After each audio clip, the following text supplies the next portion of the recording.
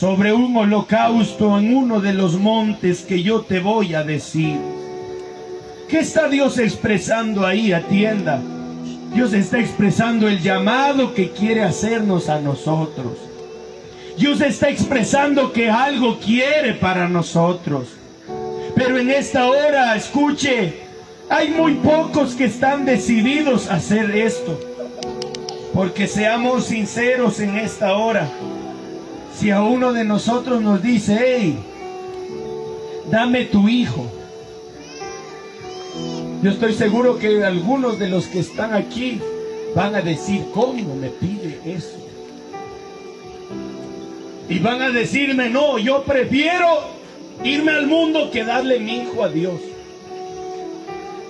Alguien va a decir, no, yo prefiero inclusive no saber nada de Dios, porque eso no parece que es Dios. Hay muchas cosas que pasan en nuestra vida que parece que no tuviera nada que ver con el Dios Todopoderoso. Pero quiero decirle en esta hora, querido hermano, querida hermana, que lo que Dios quiere, escuche, tiene un propósito eterno. Tiene un propósito que usted no lo entiende tal vez en el momento, pero cuando va transcurriendo los días, los meses, los años, entonces usted empieza a entender la voluntad de Dios.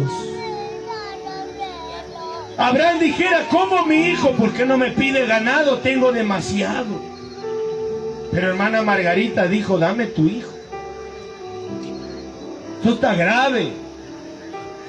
Pero quiero decirle en esta hora, hermano querido, el fin que tuvo Abraham por entregar su hijo fue mucho más glorioso que el fin que pudo haber tenido al negárselo.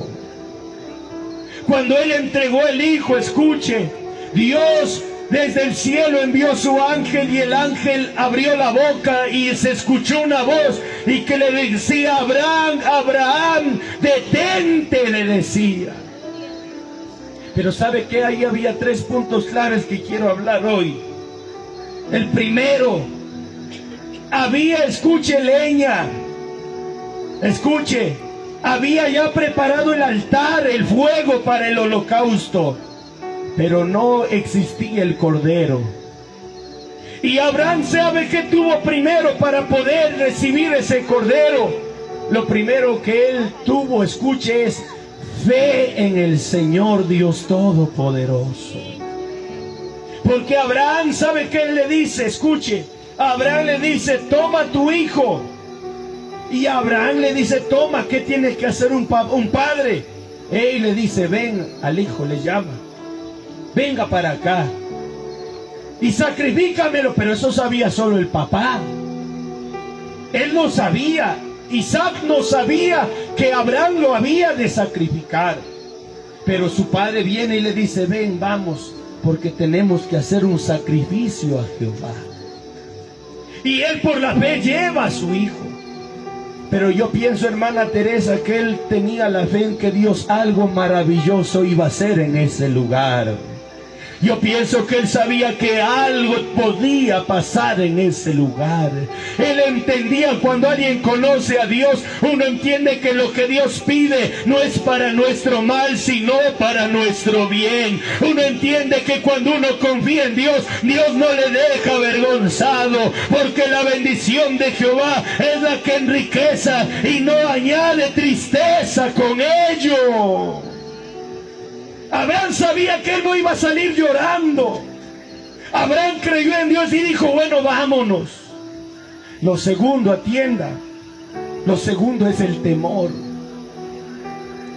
Oiga, un muchacho que dice, bueno, vamos al sacrificio, y el papá coge la leña y bueno, toma por ahí, lleva listo para el fuego. Pero el hijo también es bien inteligente. Los adolescentes son inteligentes y seguro le dicen, Carmita, y papá, ¿y dónde va el holocausto? ¿Dónde está el cordero? ¿Qué vas a sacrificar? Pero escuche, Abraham, escuche, cuando hay un padre espiritual, atiéndame, Cuando hay un padre espiritual, también hay unos hijos espirituales. Cuando hay una mamá espiritual, los hijos también tienen temor del Señor. Y ese hijo de seguro dijo, algo Dios va a hacer. Si papá cree que algo va a ocurrir allá, pues los hijos también lo creen. ¿Cuántos creemos que Dios puede hacer algo maravilloso en nuestras vidas? Algo glorioso en nuestro corazón, algo glorioso en la familia. Cuando tú lo crees, Él lo hace posible. Yo le creo a la palabra de Dios. Yo le creo a la palabra de Dios. Lo tercero que quiero hablarte, escuche. Lo tercero que Dios hace, escuche.